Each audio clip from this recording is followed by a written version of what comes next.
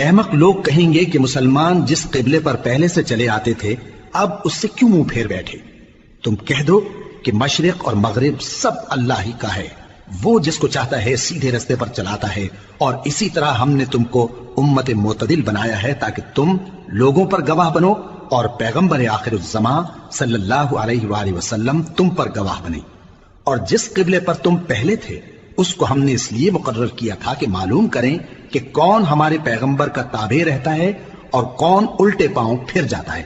اور یہ بات یعنی تحویل قبلہ لوگوں کو گراں معلوم ہوئی، مگر جن کو اللہ نے ہدایت بخشی ہے وہ اسے گراں نہیں سمجھتے، اور اللہ ایسا نہیں کہ تمہارے ایمان کو یوں ہی ضائع کر دے۔ اللہ تو لوگوں پر بڑا مہربان ہے، صاحب رحمت ہے۔ اے پیغمبر صلی اللہ علیہ وآلہ وسلم،